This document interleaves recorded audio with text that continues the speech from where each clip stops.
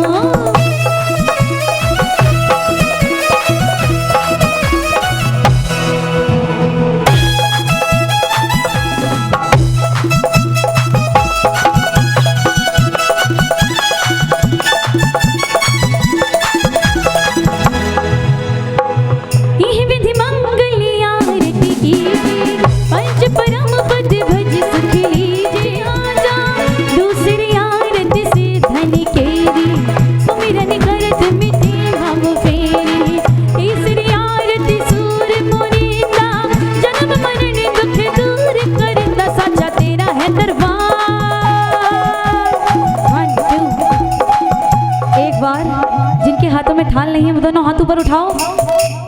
तेरा है दरबार आई तेरे द्वार।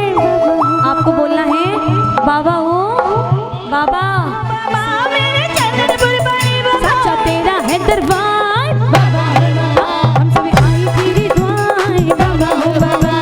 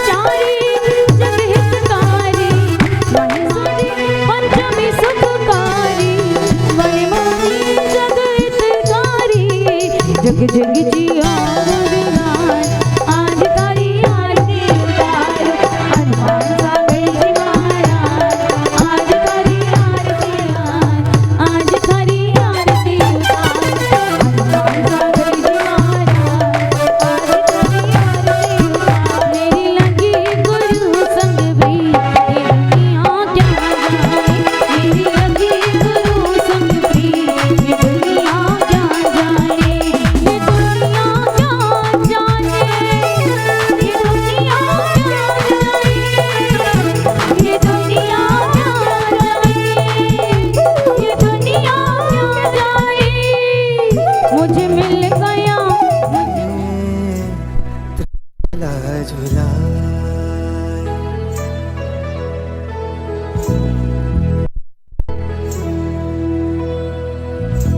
त्रिशूला झुलाए पालनिया में, त्रिशूला झुलाए।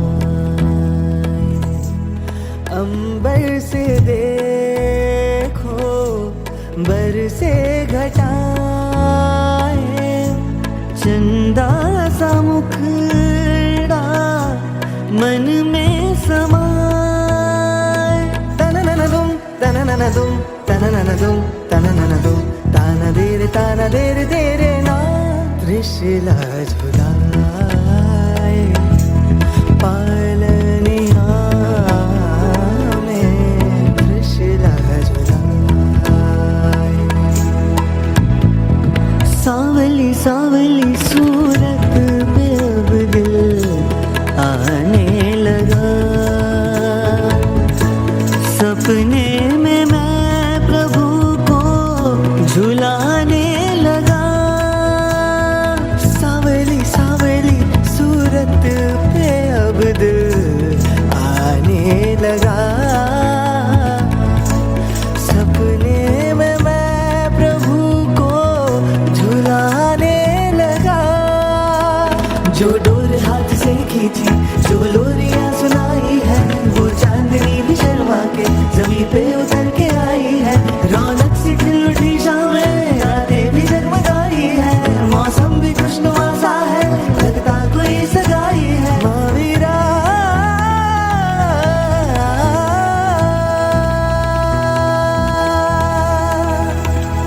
सानिधा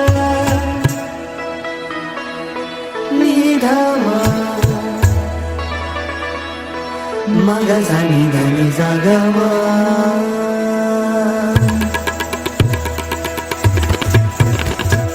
मगा सानी धनी जागमा, मगा सानी धनी जागमा, ग म ग सानी ध म ग म धनी, सानी ध म ग म धनी सा, नी ध नी धनी सा धनी सा धनी सा धनी सा। त्रिशूला झुलाए पालनिया में, त्रिशूला झुलाए, त्रिशूला झुलाए पालनिया में, त्रिशूला झुलाए।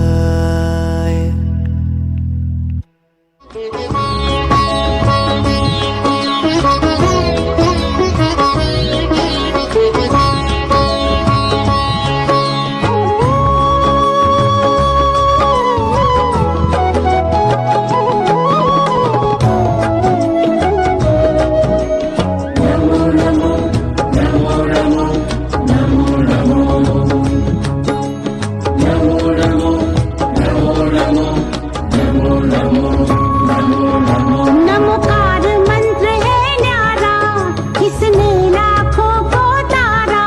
नमोकार मंत्र है न्यारा, किसने लाखों को तारा। बहू, ओ सोमा बहू, कहाँ गई?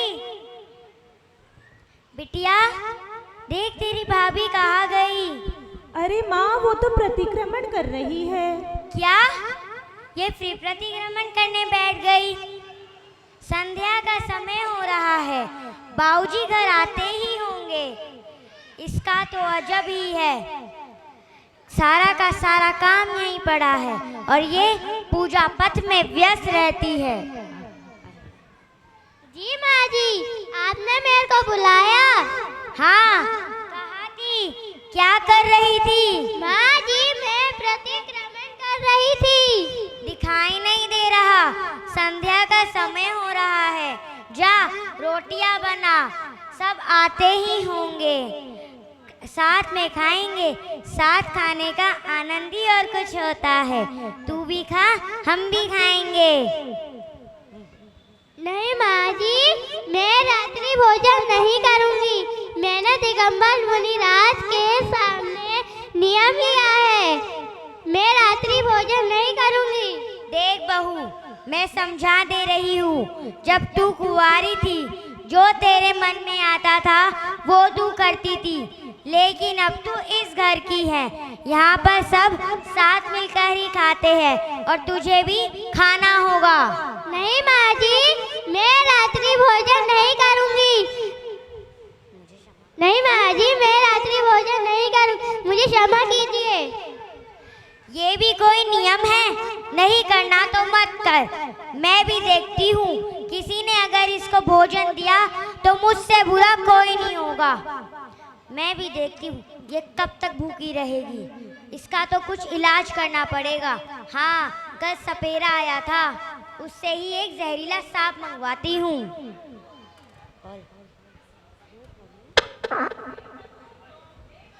हे प्रभु, मेरी सास मुझे रात्रि भोजन करने के लिए कह रही है।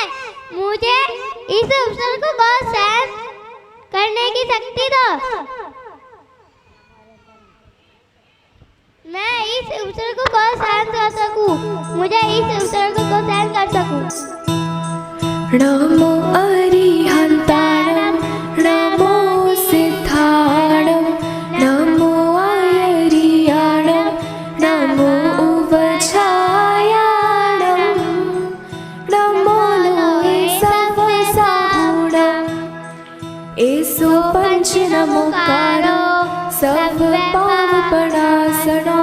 मङ्गलानं च सर्वेसिं पाठमं हवै मङ्गलम्।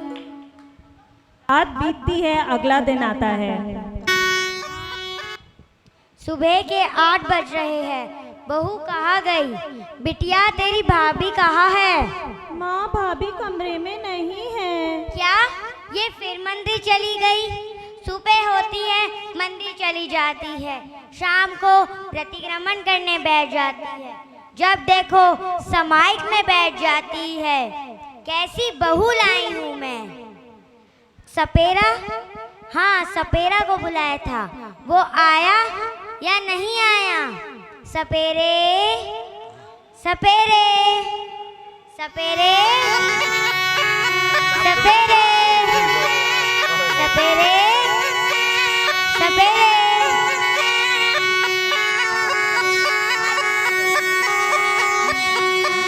सपेरे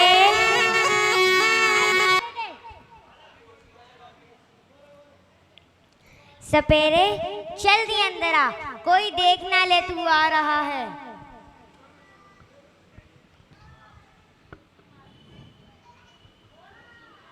जी माँ जी, मैं आपके ही पास आया था। मैंने जो तुझे कल काम दिया था वो तूने किया? हाँ माँ जी, मैंने किया। कल सांप तोड़ने तो जंगल में गया था, बहुत जहरीला सांप लाया।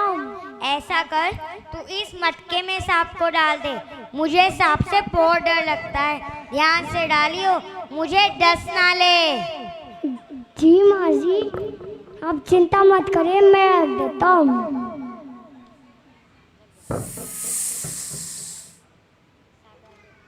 सांप आ गया। कोई डरा तो नहीं?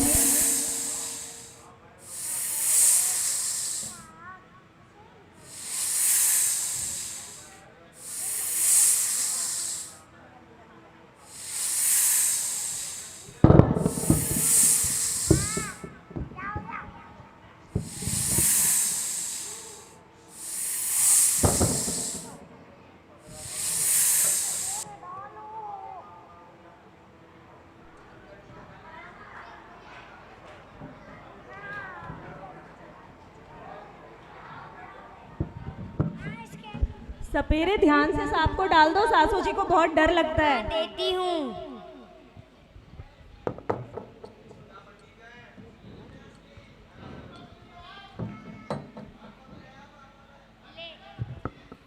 ले, किसी को पता नहीं चलना चाहिए कि सोमा की सास ने तुझसे सांप मंगवाया है।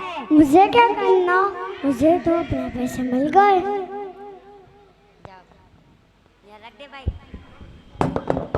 अब सास सपने देख रही है कि वो अपनी बहू को डराने वाली है। अब बहू मंदिर से आती है।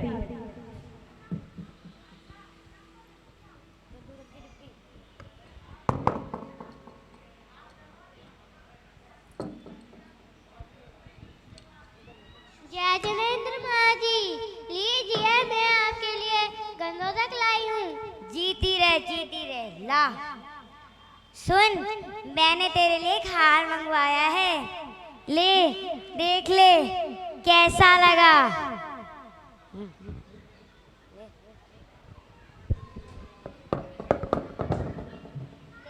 तेरा हार। सोमा मटका लेके अपने कमरे में जाती है और मन ही मन बहुत खुश होती है। तभी आकाश मार्ग से देव भ्रमण करते हुए माँ जी तो बहुत अच्छी है, मैं तो बेकार ही माँ जी के बारे में गलत सोच रही थी। देव को आने दे। तभी आकाश मार्ग से देव भ्रमण करते हुए आते हैं। वह ये नज़ारा देखते हैं और अपना चमत्कार दिखाते हैं। अरे ये तो श्राविक सोमा है, इसके साथ यह क्या हो रहा है? इसके साथ यह नहीं होना चाहिए, मुझे इसकी सहायता करनी होगी।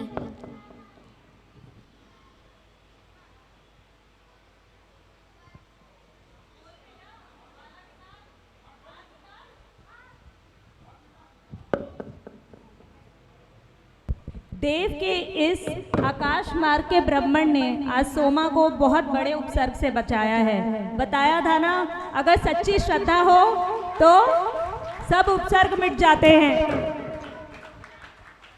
अरे ये हार तो बहुत ही सुंदर है, मैं तो माँ जी के बारे में गलत सोच रही थी। अरे मैंने तो इसमें सांप रखा था, ये हार में कैसे बदल गया? सोमा यह सोचती है कि यह हार मैं पति को पहन के दिखाऊंगी। वह इसे संजो के अपने कमरे में रख देती है और रात को पति जब घर आता है तो उसे वह वो हार दिखाती है। हार दिखाने के लिए जब वह मटका आगे करती है तो देखिए अपने देवों का चमत्कार देखिए। वो क्या हार निकालेगा या सांप? क्या लगता है आपको? देखते हैं क्या निकलता है। निकलता है उसमें से एक जहरीला सांप और वह उस पति को डस लेता है और पति वहीं के वहीं ढेर हो जाता है। हाय हाय, तूने मेरे बेटे को मार डाला। नहीं माँ जी, मैंने इन्हें नहीं मारा। तू झूठ बोल रही है, मैंने अपनी आंखों से देखा है, तूने ही मेरे बेटे को मारा है। नहीं माँ जी, मैंने इन्हें नहीं मारा, ये मेरे भी तो पति है, मैं इन्हें कैसे मार सकती हूँ? अब राजा ही समस्या का समाधान बताएंगे। अब सोमा और उसकी सास राजा के दरबार में जाने लगते हैं।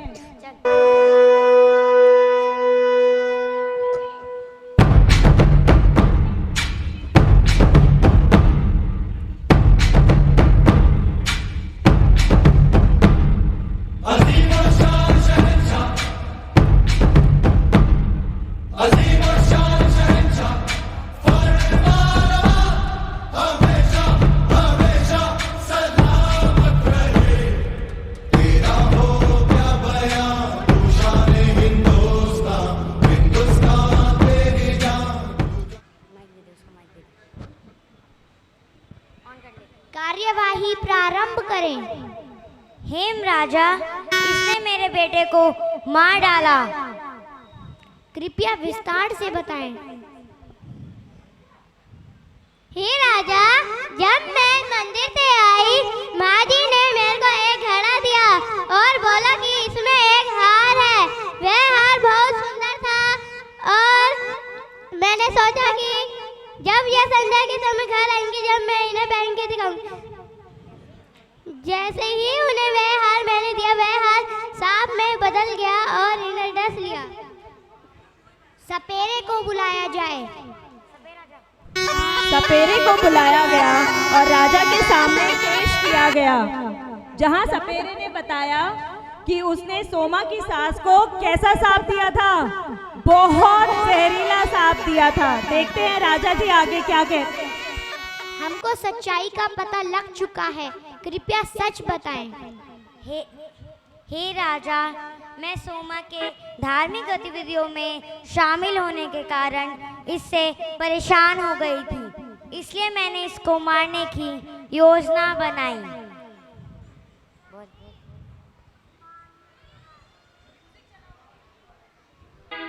हे भगवान, कृपया मेरे पति को जीवित कर दीजिए।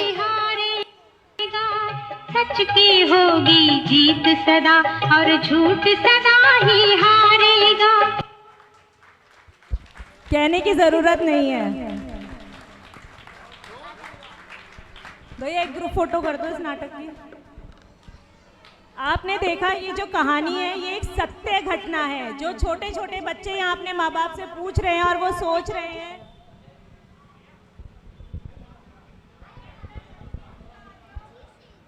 देखना कि मेरे बेस्ट फ्रेंड जाए कि नहीं। सेठ जी वह तो आ गए हैं।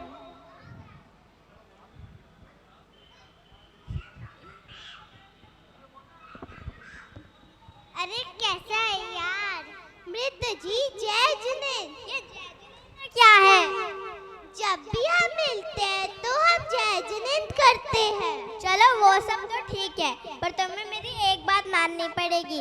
आज मैंने मूवी की 3 टिकट बुक करी है। तुम्हें मेरे साथ मूवी देखने जाना है और तो और रात का खाना भी मेरे साथ ही खाना है। मैंने पिज्ज़ा बर्गर सब मंगाया है। अरे जय तू क्या बोल रहा है? अपने को इस चौमासे में मुनीश्वर मानसागर जी महाराज का सानिध्य प्राप्त हुआ है। उनके प्रवचन को जाना है, कुछ अच्छा सीख कर आना है। तो एक काम कर, ये फिल्म की टिकट फाड़ दे, अपन का सुबह अभिषेक को जाएंगे। चलते हैं ना यार, चलना यार। चलते हैं यार, बहुत मजा आएगा। चलो ठीक है।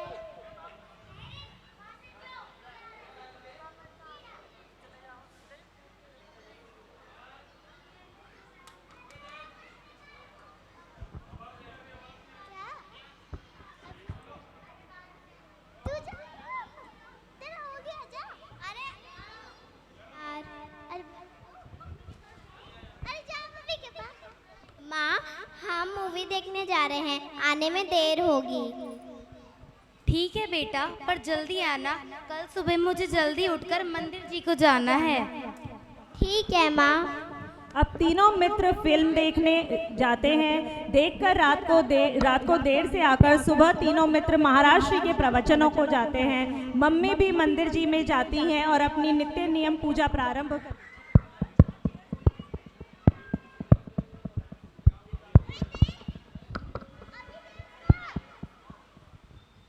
जी सेठ जी। रामू जय कहाँ है? ना वो दिख रहा ना उसकी माँ दिख रही। सेठ जी वो तो महाराज श्री के प्रवचन में गए हैं। क्या, जा जल्दी लेके आओ उन्हें। जी सेठ जी। अनुमान ने ऐसा जादू डाला है, भक्ति में हर भक्त हुआ मत वाला है। बादशाहपुर की जमी आज फिर धन्य हुई, बादशाहपुर की जमी आज फिर धन्य हुई। वर्षा योग में हर कोई रंगने वाला है। गुरु अनुमान ने ऐसा।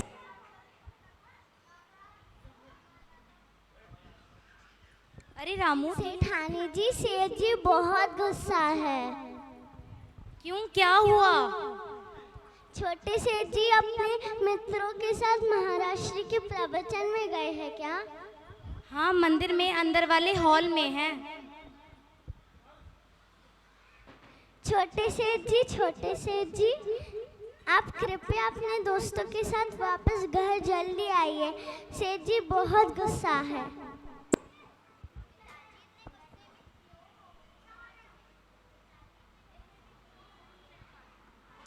माइक पे आवाज नहीं आ रही।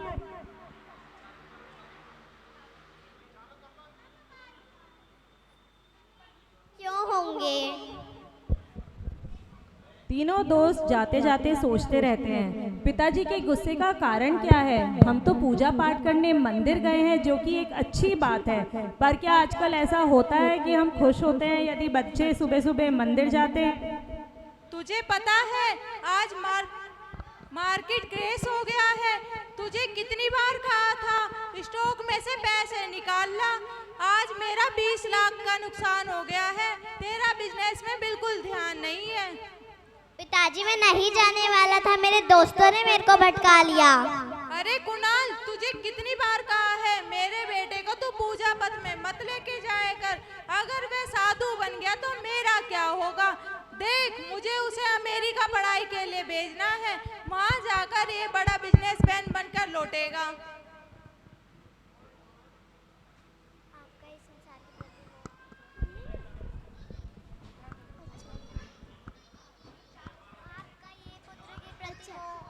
अरे अंकल, आपके पुत्र के प्रति मोह, संसार के प्रति मोह इतना ही ऋण है कि आपको धर्म की बातें याद ही नहीं आ रही है। परंतु जिस दिन आपके पुत्र के प्रति मोह आप पर हावी पड़ जाएगा तो आपको मेरी बात याद आएगी। पर खैर, आपको तो हमारी बात समझ नहीं आ रही, तो हम जा रहे हैं। रुको मित्र रुको। यहाँ पर जय मित्र को रोकने की कोशिश करता है पर मित्र रुकते ही नहीं। चलो इसकी आज ही अमेरिका की टिकट बुक कर देता हूँ, वरना ये इन सब के बीच फंस जाएगा। जय जय। जी पिताजी। देख, तेरी मैं आज अमेरिका की बुक टिकट कर देता हूँ। रविवार की सुबह तू सीधा अमेरिका उड़ेगा। जी पिताजी।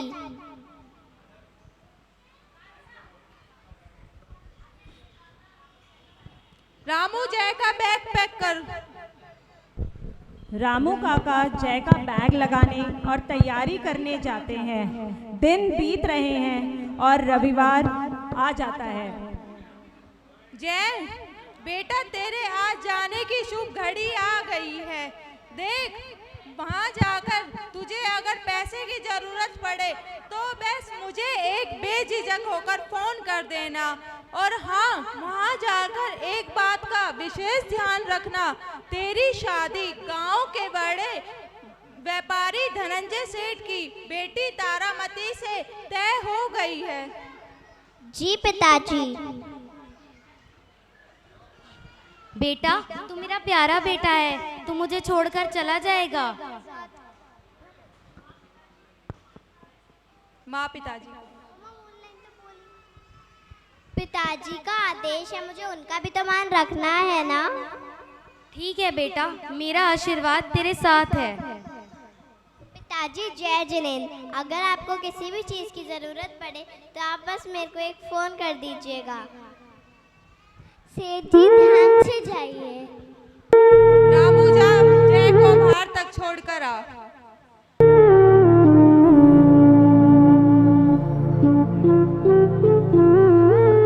अपना ध्यान रखना बेटा।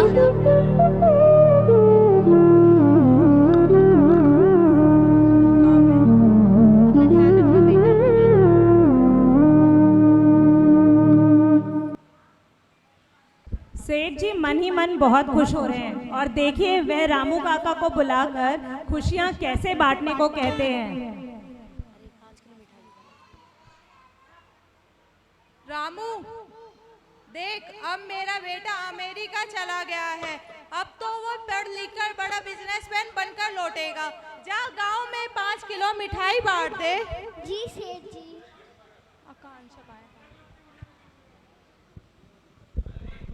पिताजी अत्यंत प्रसन्न हैं और गांव में मिठाइयां बांट रहे हैं, पर हम आगे देखते हैं कि आगे इनको सुख मिलने वाला है या दुख। आप लोगों को क्या लगता है, ये सुखी होंगे? अमेरिका जा रहा है बेटा, करोड़ों में कमाने वाला है बच्चा, बिजनेसमैन बन के आएगा, MBA करके आएगा। रामू बेटा, पैसे तो ले लो, मिठाइयां कैसे लाओगे? फ्री में नहीं मिलती आज के टाइम में।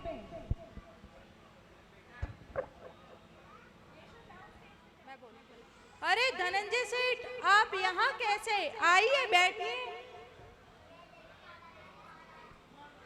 स्टेज पर अभी तक की सबसे छोटी बच्ची है, यहाँ पर ध्यान से देखिएगा, वह भी डायलॉग्स खुद बोलने वाली है।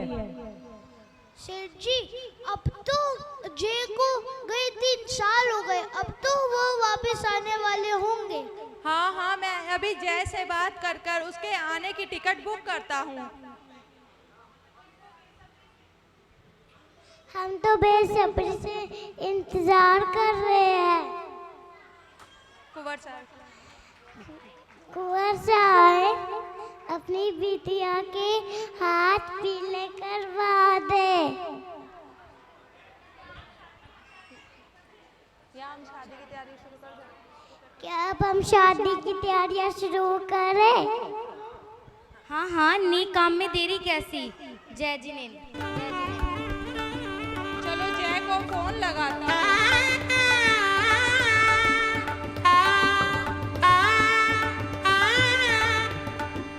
अब 3 महीने बीत जाते हैं और जय के आने का समय आ जाता है।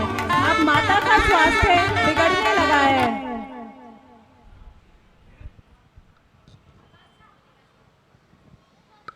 अरे सुनिए जी, मेरी तबीयत अब ठीक नहीं रहती। घुटनों का दर्द बढ़ता जा रहा है। सर्दी खांसी तो जैसे मुझे छोड़ती ही नहीं। अरे तुम चिंता मत करो, अब तुम्हारा स्वास्थ्य बिल्कुल जल्द ही ठीक हो जाएगा। जय के आने की जो शुभ घड़ी आ गई है। चलो जय को फोन लगाता हूँ। अब सेठ जी बड़े ही खुशी खुशी जय को फोन लगाते हैं।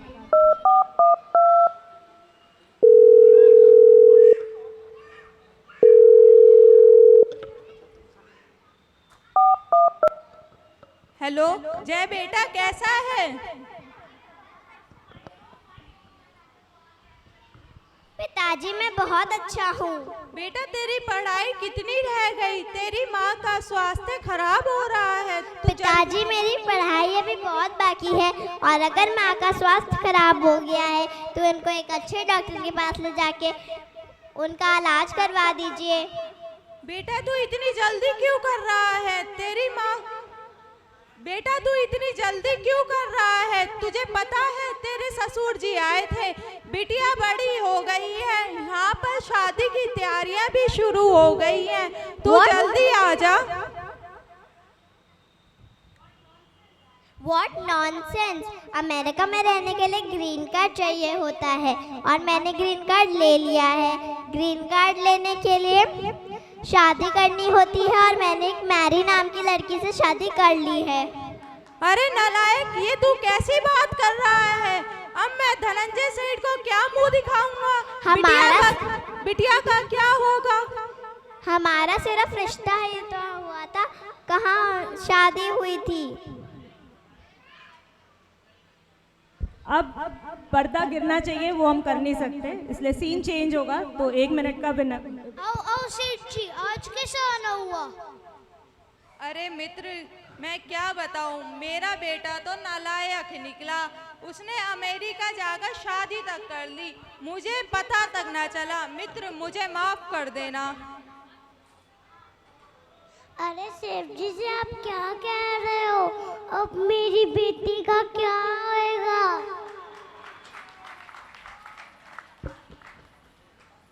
मैं आपकी दुविधा समझता हूँ, अपना ध्यान रखना। अब फिर से पर्दा गिरता है और घर में एकदम मातम छाया हुआ है। और देखिए ऐसे में घर का नौकर भी कैसे एक कंधा देता है। सेठ जी, अब तो आपको छोटे सेठ जी को फोन करना ही पड़ेगा।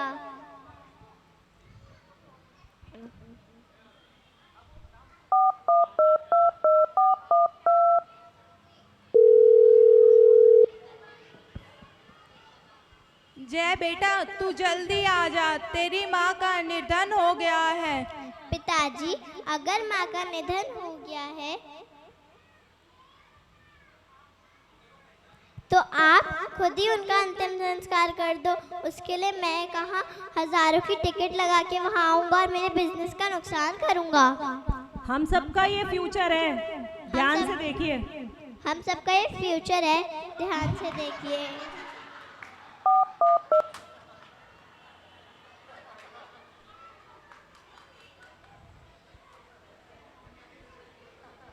जय अपनी माँ के अंतिम संस्कार न करके उनके अंतिम दर्शन से भी वंचित रह गया, परंतु इसका दुख खेद उसे बिल्कुल भी नहीं है। अब सेठ जी स्वयं ही अंतिम संस्कार कर देते हैं।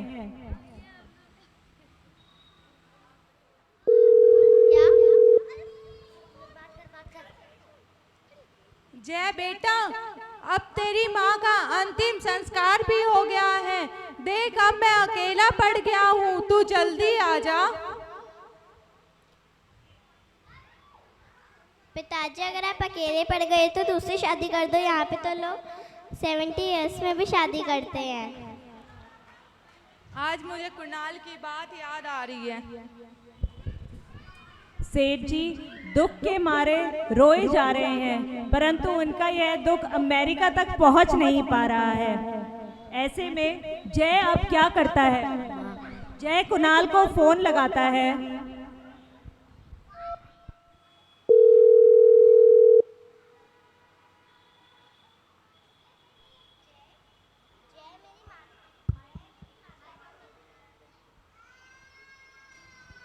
जय, मेरी माता का निधन हो गया है।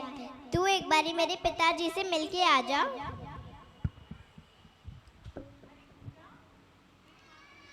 क्या तेरी माँ का देहांत हो गया और तू उधर आया भी नहीं? धिक्कार है तुझ पर। चल अब वो सब छोड़, उनसे बस एक बारी मिल आ।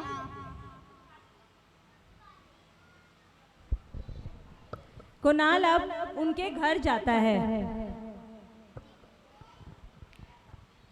चाचा जी, जय जिनेन, आप कैसे हो? आपको जो भी बात करनी है वो मुझे बताइए। कुणाल बेटा, मुझे माफ कर दे। तूने मुझे समझाने की बहुत कोशिश करी, पर मेरी ही मत्ती मारी गई। अरे अंकल, आप अब पिछला सब रहने दीजिए और अपना मोह खत्म कर लीजिए। अपना पूरा ध्यान धर्म में लगा लीजिए। नगर में मुनि श्री हनुमान सागर जी महाराज दोबारा पधारे हैं। आप अपना जीवन उनकी सेवा में लगा दीजिए, उनके शरण में चले जाइए। इस तरह आपके कर्मों की निर्जा होगी और आप मोक्ष मार्ग की ओर बढ़ेंगे। के बड़े मत वाले जिनको प्रभु शरण मिली है, हुआ पुण्य कर्म का उदय जो दीक्षा की ये बगिया खिली है। कि दीक्षा तो मोक्ष का मार्ग है, चले इस पर तो बेड़ा पार है। यहाँ मौजूद सभी बड़ों से, शावक शाविकाओं से मेरा निवेदन है कि अपने बच्चों को धर्म के प्रति प्रेम, बड़ों के प्रति मान सम्मान देना सिखाएं और सही संस्कारों की डोर से जोड़े रखने के लिए उन्हें पाठशाला नियमित रूप से भेजें। जय जिनेंद्र। नाटक के सभी बच्चे एक बार मंच पे